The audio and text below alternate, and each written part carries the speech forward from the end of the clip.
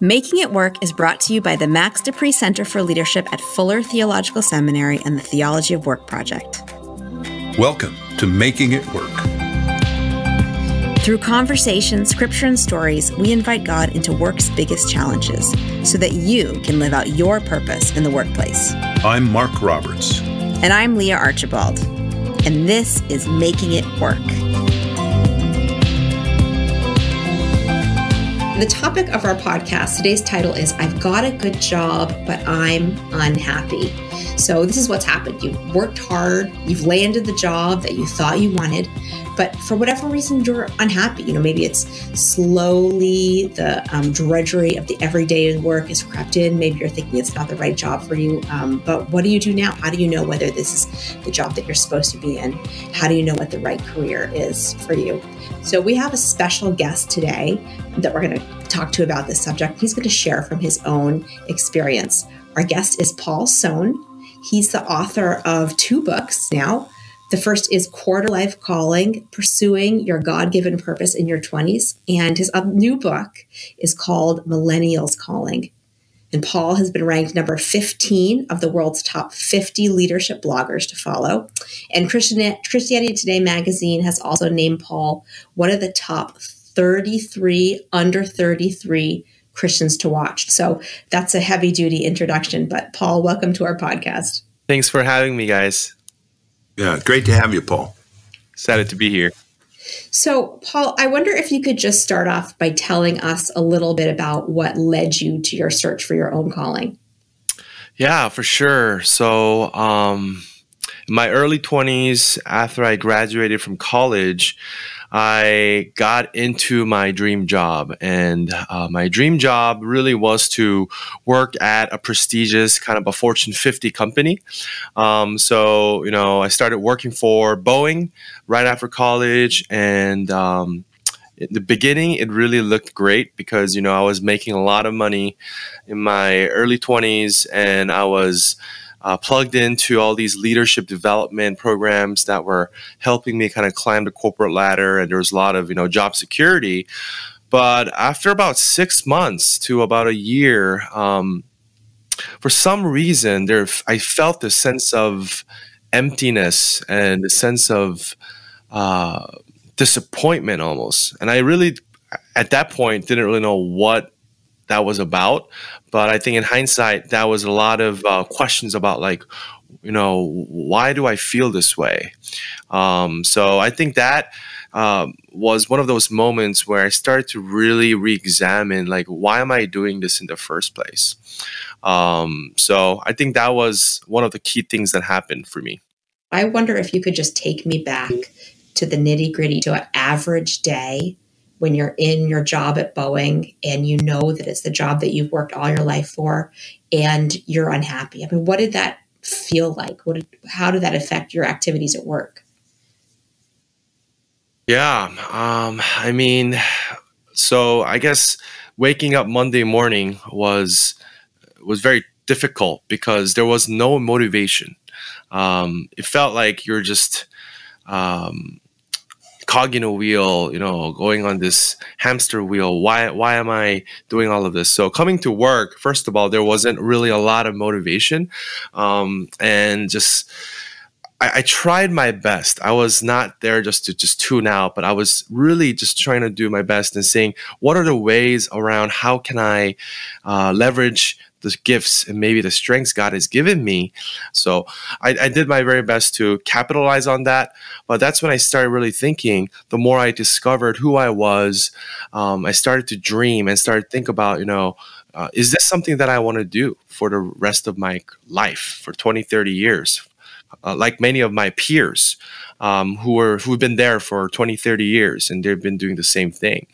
But for me, it was very challenging because I felt like that wasn't really what I was born to do. And what did you come up with? What was your answer to the question, why am I doing this in the first place? Yeah, well, I came to this point where I kind of hit kind of a crisis moment. And I remember one night I was just devastated because I just didn't know why I was doing what I was doing. And I was crying and praying one night to God and said, God, why do I feel so unhappy? I thought getting into this job would make me so fulfilled, but it didn't. I felt just empty and disappointed. So why am I feeling this way, God? And I just felt God at the time was telling me, Paul, you've been asking the wrong questions all your life. And as I was thinking about that, it was really true because everything in my life was about kind of what I wanted. I wanted to get into this college, get into this job, and be part of this circle of friends. And everything was part of about what I wanted instead of asking God. God what is your plan for my life? So I think that's when I had this conversation of what happened at night with my mentor, and my mentor basically said, Paul, do you realize that God has a calling, that is a purpose in your life, and you need to really discover that. So one of the books he gave me was the book The Call by Os Guinness, and it was one of those books that literally helped me to redefine how I see success and how I see kind of the purpose of my life. So that was kind of a key part of really a beginning of my quest for finding what my calling is. Paul, I'm struck by your mentioning that you had a mentor. I think there are a whole lot of folks who wish they had a mentor, and some have it, but many don't. I'm curious a little bit about that. How did you get the mentor that was so influential to you, and what was your relationship like with that person? Well, honestly, I just seeked out opportunities. So a lot of it was word of mouth. So I got to connect with one person, and I was hungry. I wanted to learn. So I asked that person, hey, is there anybody that that I could learn from, or I could just have coffee with? So ultimately, I just started connecting with a number of different people, and a few of them are considered to be what I would consider one of my personal board of directors, people that I would connect on at least a monthly basis. And we're not just there to update life and stuff, which is important, but just to talk more about some of the things that either God is pressing into my heart, things that I feel God is trying to challenge me and grow me in. So that's how it all kind of happened. Paul, you described an average day when you weren't feeling like you were living your calling, when you had a good job, but you were unhappy, and you described the drudgery of it. Now that you are living in your calling, could you describe, how does a day look differently now? Yeah, I think one of the things that when I wake up is I know the work I'm doing, first of all, is something that I was born to do. And what I mean by that is I am squeezing every part of this talent and giftings and the passion God has given me, and I'm able to produce that into something where I am impacting people. So for me, it's speaking, it's facilitating a lot of different workshops, it's writing, it's researching, all these stuff. It's something that I just love doing. That doesn't mean there's always easy. It's not going to always be. There's been challenging days. There's going to be hard days, but I just know that, man, this is so fulfilling for me. This is something that I know God has been leading me into this, and I still feel like I'm still part of the journey of discovering myself. It's a lifelong process. So that's a really big difference between where you were in your previous unhappiness in your job and where you are today. Tell me what happened. What exactly did you do that got you from A to B? A lot of things happen. I think for me, it was starting to just kind of start from a fresh perspective, as if I was a detective trying to discover who is Paul Sohn. I had to take an objective perspective of who I was. So I started asking simple questions. Who am I? What am I good at? What do I enjoy? What do I not enjoy? And I had this journal And I started just writing things down, and I started asking people that I know who knows me really well. And I started to ask them, hey, well, what do you see in me that's unique about me? And I started to get all these interesting data points. And I think those really helped me to confirm, like, oh, wow, like I am actually really good at writing and researching. And that was a huge process, because when you ask other people for those type of feedback, it affirms who you really are. Sometimes you live under what I call lie identities, lies of your identity, and you don't really think you're good. But then that's just your negative self-talk that maybe you're telling yourself. But other people really will affirm. And if a number of people say that, it becomes a pattern. So I think that's where I really started. And then I started to explore different type of assessments, right? Whether it's like the common Myers-Briggs that people do, to Enneagram, to DISC, going through a lot of these conferences and maybe workshops that will help me to learn more about myself. I think that was the whole process that I went through. And one that I think stood out for me that was most instrumental was an exercise called Discovering Your Life Story. And it's a life mapping process that takes about 8 hours and really helps you understand your whole life. And you're able to see your life from God's perspective. And I think that, to me, really helped me uncover a lot of my gift sets and my passions, or your holy discontent. A lot of these things were so helpful for me. So it took about 4 years, reading all these books and going through this process and having greater and greater clarity over time. Paul, there's so much you said there that I think could be helpful to folks. I mean, the one was just the last thing. This took time. It wasn't an instant thing at all. And, as you were in that process, you were continuing to work at your job and to be faithful there and to let it take time. I think that's it's striking. It's also striking to me that you didn't just sit and worry and fret, but you actually did some things that were very tangible. They weren't tangible in the sense of like sending out your resume tangible, but you were discovering who you are. You were using various tools that helped to define you. And so you were able to be in a process of growth and self-discovery and discovery of God's will. We already talked about how you had others in your life who helped you. So you weren't stuck. I think a lot of times people feel stuck. You were moving. It wasn't moving your career in a new direction yet, but you were moving in terms of self-awareness and an awareness of, who you are and distinctively who God had made you to be. So I just think that's going to be really helpful to folks who are saying, man, I don't even know where to begin. Well, you've given them some places to begin.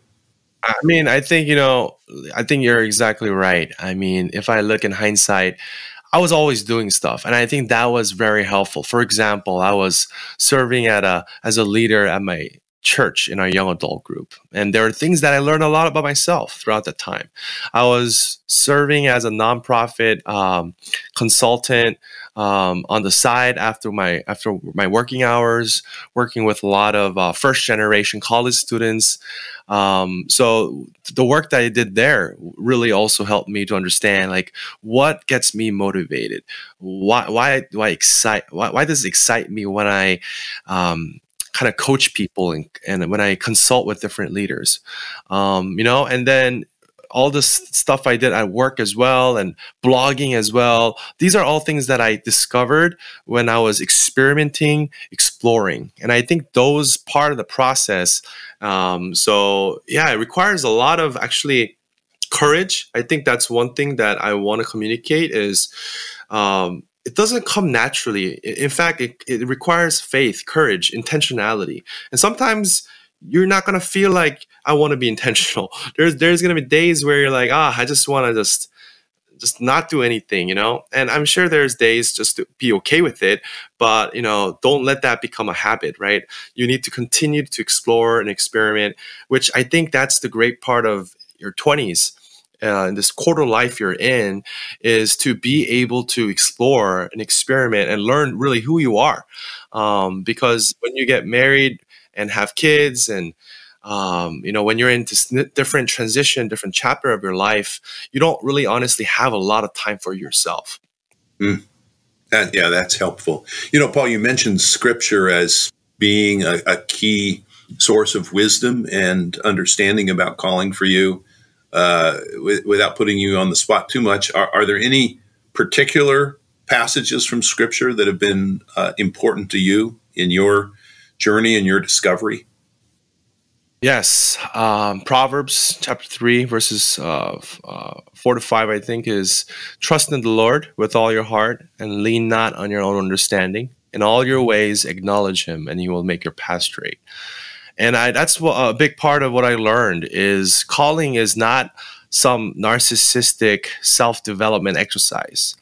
I think maybe in the secular world, when they use calling, they equate it as like, what is your calling? What is your dream job? But calling actually starts by surrendering yourself. It's surrendering your passions, your ego, your ambitions.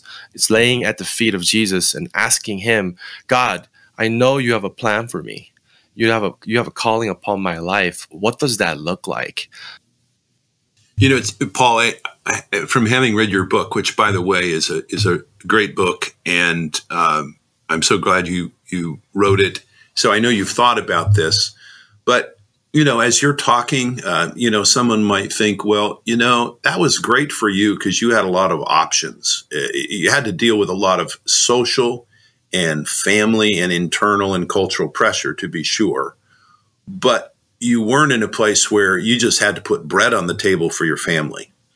What would you say to somebody who has feelings like yours, feelings of not fitting with his or her calling or sort of inner desires or whatever, or even sense of God's call? But how would you say to someone who is really obligated in a certain way? What could that person begin to do to get greater clarity about calling?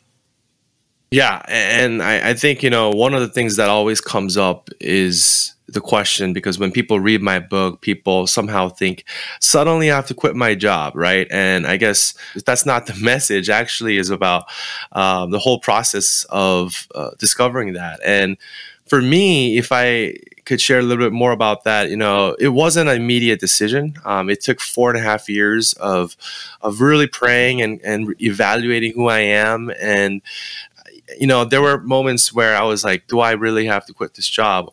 So I've applied to a number of different companies, a number of different jobs, but God was just closing doors, right to the left. And that's when I really knew that this was the only time that I could afford to do this. Because like you said, there are people who are literally just trying to survive. And I think that's really, really important. So I think it's important to know that calling doesn't always necessarily equate just your career itself. It actually precedes and outlives your career. It's a bigger concept than that. So for those who are just struggling, I think that's something you have to do, because that's part of your calling too, is to provide for your family. That's a big part of it. But throughout that process, there's a difference, though, between somebody who's like, okay, I'm just stuck here. I'm just going to work 20, 30 years, not going to do anything about it, compared to somebody who's like, I know this is not where I'm going to be 5, 10, 15 years from now, but I'm going to work. I'm going to maybe perhaps generate the funding, the revenue for me, and perhaps that this will lead me to another opportunity that might be closer to my calling or my sweet spot, as I would like to call it. So it's a process. And I think this generation, my generation, honestly wants instant kind of gratification. We just wanted everything done, everything figured out in our 20s, early 30s. But it doesn't happen that way. It rarely does. So it's a whole process. I think that's what I really want to emphasize. I'm struck by your saying that your career or your job isn't equal to your calling. As you know, a lot of times, in just common language, we almost equate those things. How do you think of calling that's bigger than a career? When we read the Bible and the Word of God, calling is rarely, described as a specific vocation or a career per se, right? It's more about actually a relational call. Is to be in an intimate relationship where you abide in Christ, when you abide in God. So I think from more of that type of a 30,000 feet level, calling is first of all to every day walk with God, to be in that relationship with God. And, Oskinists would call that a primary calling. And then a secondary calling would entail a number of things where you might be called to your church. You might be called to your family. You might be called to your community, and also you're called to your work. And that's a big part of it. I think part of the challenge of life is how do you navigate these multiple, perhaps, callings? And knowing that we live in a world that is addicted to work, and one of the first things that we ask somebody when you meet is, what do you do? Right? So I think that's important for people to know that the world is trying to define you by the work you do. But one of the greatest people who are working and aren't getting paid are mothers, right? Like, we have a lot to thank for our moms, and I do as well. And that's an incredible calling to honor. So I think that type of conversation that's going out today, if you go to the bookstore, there's a lot of conversation about calling, but I don't think it's all accurate. Yeah, I think Marc and I maybe have a little bit of different story because we're older. I'll speak for myself, Marc, but I'm, I'm a little bit older. I'm past my quarter life, and Paul's right. When you get older, you don't have as much, opportunity to explore what do I want to do necessarily in your job. I had an experience after I was married and I had my first child. I just finished my MBA and I'd been working at a startup that I loved. It was very fast paced, and the startup got bought up by a real big corporation. And all of a sudden I went from this small dynamic team where my voice was really heard to swimming in the sea of hundreds of employees, and all the employees I loved were broken up into different parts of the organization. And, now I had this hour-long commute that I didn't have before. And, my new boss was sending emails at 11 p.m. in the morning. Everyone's doing a terrible job. It was just like the pit of despair, worst job ever. And I kept asking God, how long do I have to be here? When can I get out? And, I sat down, my husband and I sat down in front of a spreadsheet, and, I said, my only question was, when can I leave this job? That was really my only question for God, not how are you going to take care of me? What's my life going to look like? What's my calling? What do you want me to do? But when can I leave this job was the only question I had in my prayers. And my husband and I sat down in front of the spreadsheet, where we really faced our financial situation. We had just started a family, and, what are our expenses? What do we need to make? What are we making right now? And I was totally ready to leave that job and make my husband take 2 jobs to make everything work. And I remember he looked at me with tears in his eyes and said, "Can you just work at this job a little longer?" And oh my goodness, in that moment, of course I said yes. My calling was not to go pursue my dream job in that season of my life. In that moment, my calling was not to pursue my dream job. It was to work that particular job for the sake of my family. That was my calling in the moment, which I did. I did continue to work that job and go, grind it out every day until something else that was financially viable presented itself. So you're right, Paul. I think calling can look very different in very different seasons of life. Yeah. And again, I think even in terms of what you had said about calling being bigger than your job. I mean, Leah just gave a great example where she's, it was in a time when if calling only had to do with her job, she might have left where she was, but her calling included her marriage, her family, her children, the larger part of her life. And, that shaped then her sense of what it was that God had for her in that time. And I think that's, I think that's right on.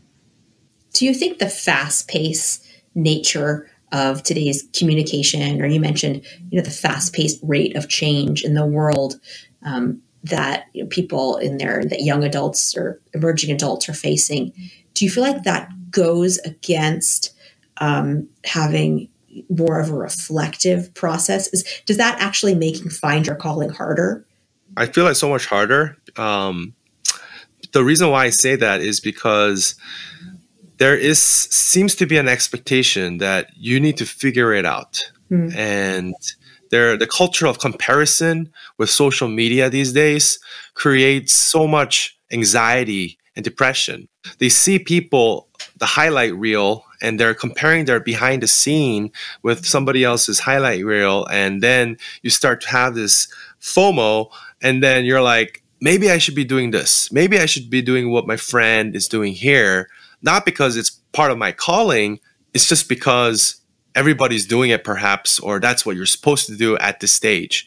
And then that really deters you from reflecting and actually taking the time to discover who you are and experimenting things and exploring things, because perhaps that's not viewed as, it's not well perceived perhaps by the world, because the world expects you to get your act together and to know what you're supposed to do.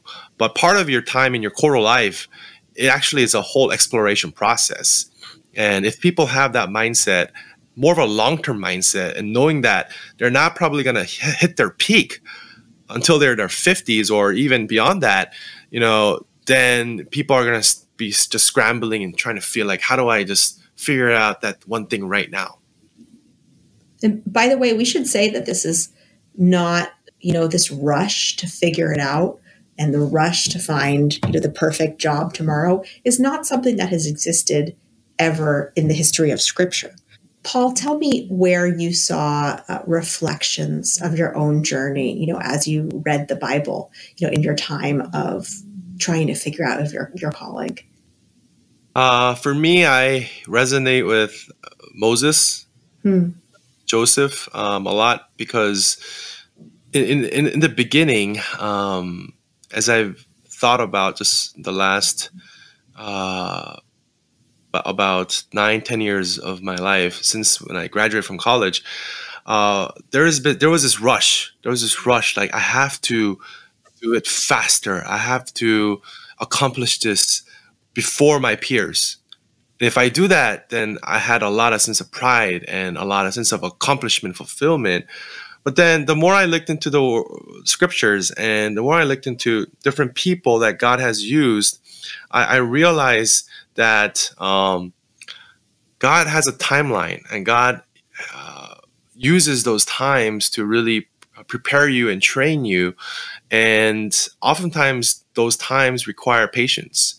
And thinking about Moses, how he spent 40 years in the wilderness, even though he was a prince, required a lot of humility. And throughout that time, I believe God was raising him up to be the leader that he has called him to be at the age 80. Same thing with Joseph. Was for 13 years, he was accused for things that he never had done and was in prison, but he remembered the dream that God has given him. And I think that's what sustained him to go through this journey, is he remembered who he was. He remembered that God has a plan for and purpose for him. So I think that was very helpful for me as I look in the Bible, that I know that God has a plan, has a purpose on my life.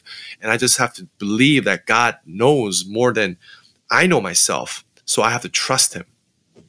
Yeah, and isn't it interesting how God uses sort of all of life to prepare us, the good and the bad, the easy and the hard. I mean, that's kind of the conclusion that Joseph comes to toward the end when he says, what human beings had intended for evil, God intended for good.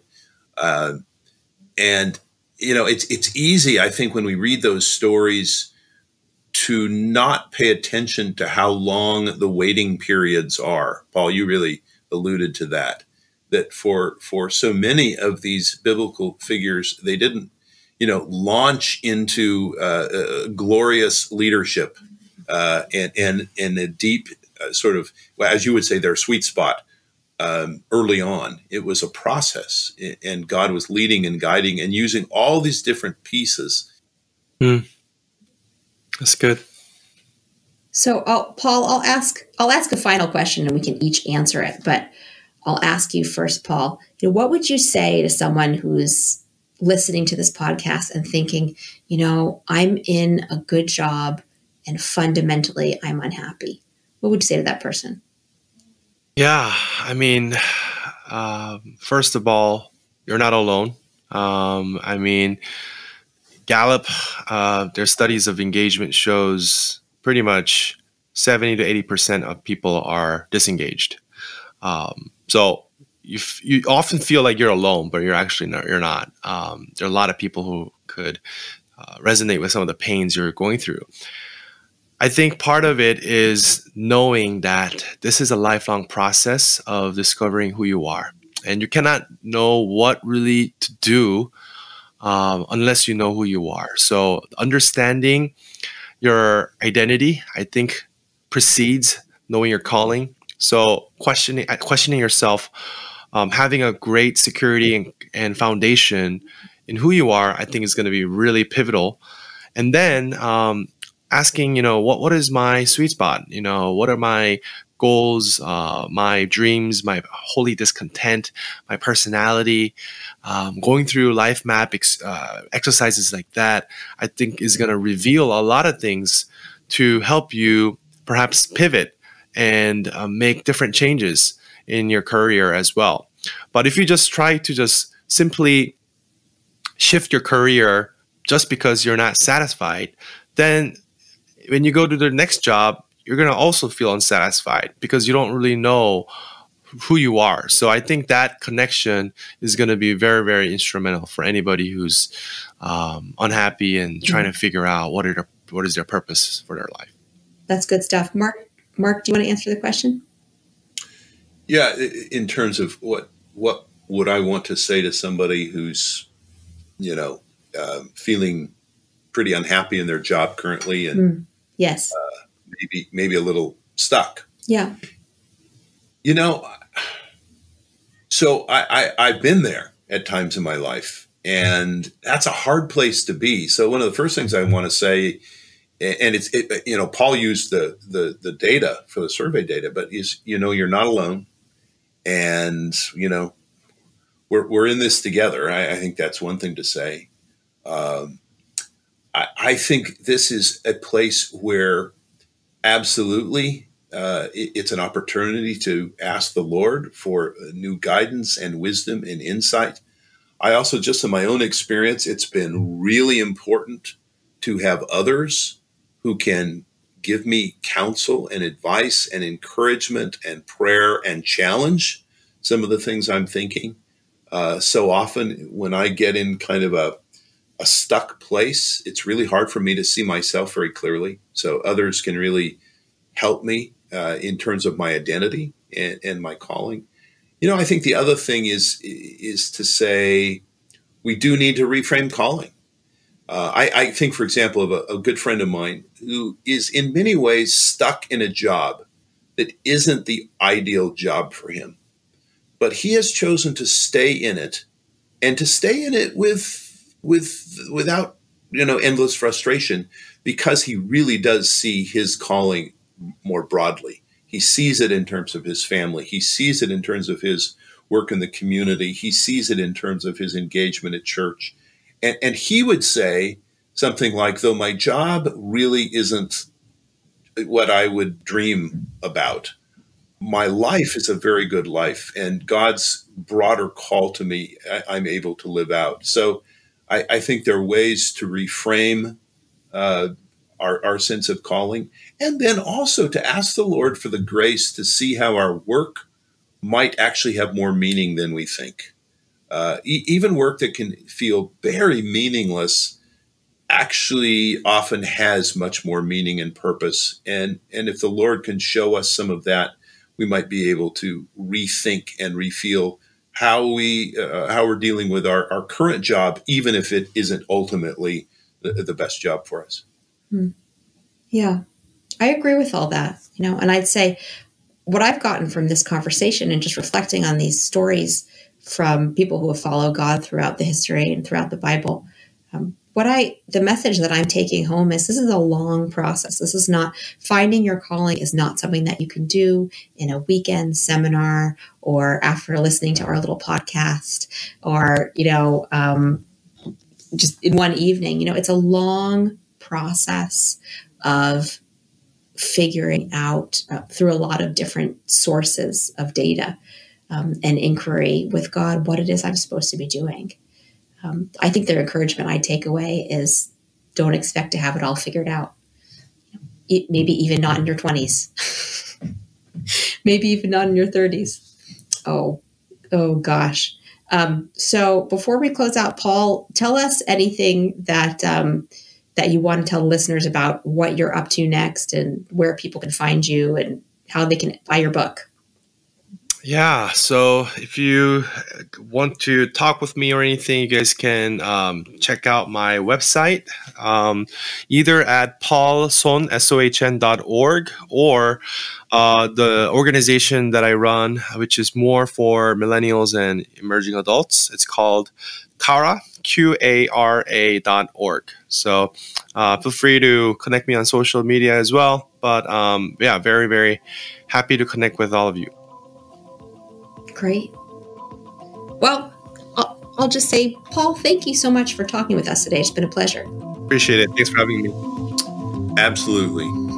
Yeah, Paul, thanks for the time, for your wisdom.